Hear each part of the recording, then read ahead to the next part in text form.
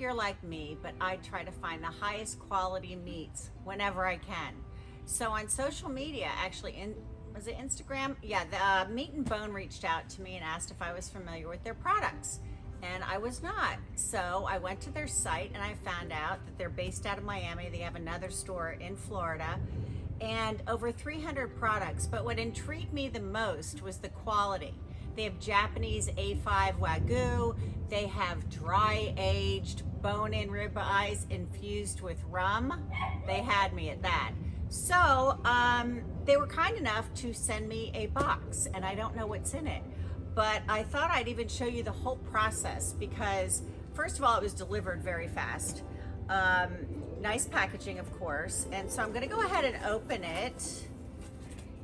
And they have some literature here, which is very nice, even talking about the different grades internationally, domestically. Nice recipes. Looks like they even have a letter in here. Oh, and it's even personalized. So this shows me that they really pay attention to detail and they care about their customers. Styrofoam. So it's well insulated with styrofoam. And we have paper packaging. And oh, look at this. A zippered bag and all on ice. So this is wonderful. So I am going to see what's in the bag. I don't really know what they sent me. And oh my. It's a big piece of meat. So I don't know if you know what this is, but it looks like a veal breast / brisket, which is amazing. First of all, it's hard to find, and this one is big, so I am super excited about this. And I'm going to cut into the packaging, obviously cryovac. The color is phenomenal. It looks very fresh, and I'll go ahead and cut this.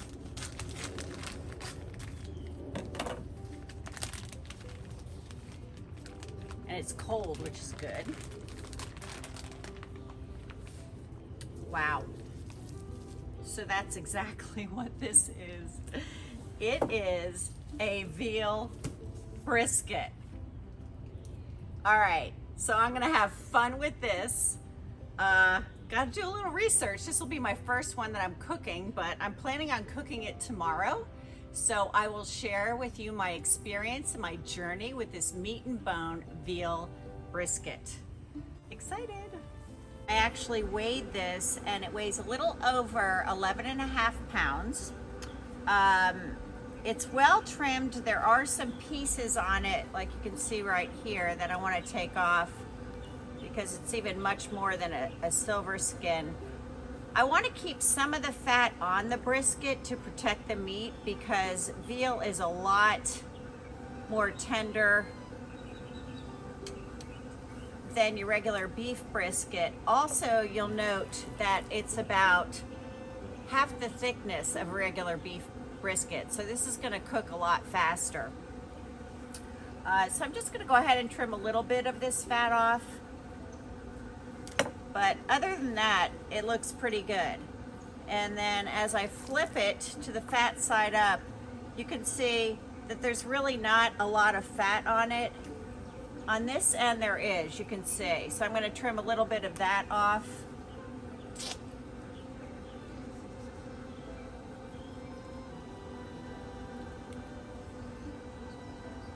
But other than this, I really don't see that I need to do much more. And as far as the rub, I kind of vacillated on what I wanted to do, so I'm going to actually do 2 rubs. It's a big piece of meat. I could do 1 rub on one side, 1 on the other. So I have a rub that is a mixture of salt, pepper, garlic, but I put some herbs in there like marjoram, thyme, a little bit of savory. I thought that would really be good on the veal. and it's a little bit lighter on paprika than this rub here. Both of them have a slight kick with the pepper. This one has a little bit of chipotle and a little bit of cayenne in it. I'm gonna go ahead and put this on one half. And since the meat is kind of thin, I don't want to overpower it with flavor, so I'm gonna put a light coating on it. Not too heavy. Make sure I get the sides. And then this one here, I'm gonna put on this half. You can see the difference in the color. Normally on a brisket, I'd go a lot, you know, regular beef brisket, I'd go a lot heavier because it's a thicker piece of meat. And I'm gonna flip that over. Do the same thing on this side. I have preheated the Pit Boss Sportsman 1150, and I think it's the perfect smoker for this because it'll keep a consistent temperature. I kind of vacillated on which smoker I was going to use, but also because you could tell by the length of this, it's long. So I needed to have the space to accommodate it. Simple as that. It'll be interesting to see how it tastes. Now also, a veal brisket is different from a beef brisket in that this comes from the cow that's only 2 to 4 months old, whereas in a beef brisket, it's from the cow that's 2 to 4 years old. So there's a lot more connective tissue in a beef brisket versus a veal brisket. So this should be a lot more tender. I am going to cook this fat side down just to protect the meat.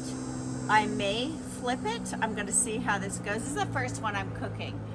So we do have the Pit Boss already preheated. I am using cherry pellets today. I think cherry will lend an excellent flavor to this meat. I'm going to go ahead and put this on now. Barely fit in there. There we have it. I'm going to check on this in a few hours. I'll keep minding the internal temperature. For this particular veal brisket, I'm going to bring it to an internal temperature of about 175, which is a lot lower than a beef brisket. Normally on a beef brisket, I'll go anywhere 203, even as high as 206. Again, it's all about the tenderness. I use my thermopen. If it goes in like butter, I know I'm there. So it's not an exact thing with the temperature. We'll go ahead and check on this in a little while, and I'll show you how it's progressing. The veal brisket's been on for 2 hours, so I'm going to check it. It actually looks like it's coming along very nicely. I don't see any need to flip it around. It looks pretty even. Just going to spritz with a little bit of apple juice. Helps keep moisture, kind of caramelizes the exterior. It's looking beautiful. We'll check it another hour.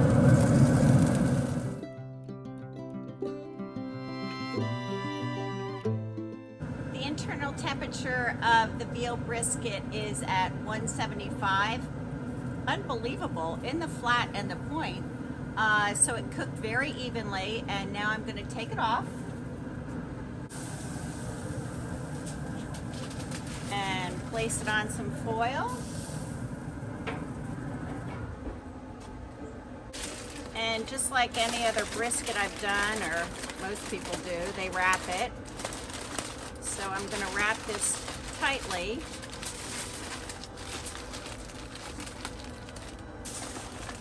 And then I'm going to let it rest. I'm going to let this rest in a cooler, and I'm hoping that's going to be magical.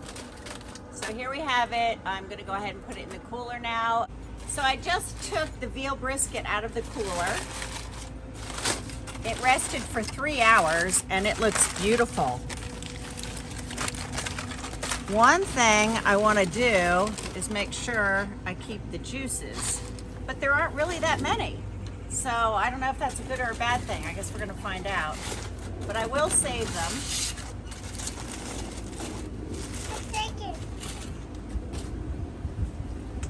So here we have it.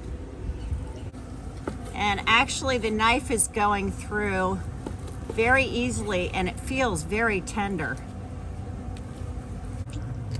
Very juicy. Now I'm gonna cut over on the point. And the meat is white as expected because it is veal. And it's extremely tender. And look at that juice coming out of it. Has a nice smoke ring right there. Taste it. It has a little bit of pull to it. It's delicious. Thank you. Thank you. Delicious. You should try this.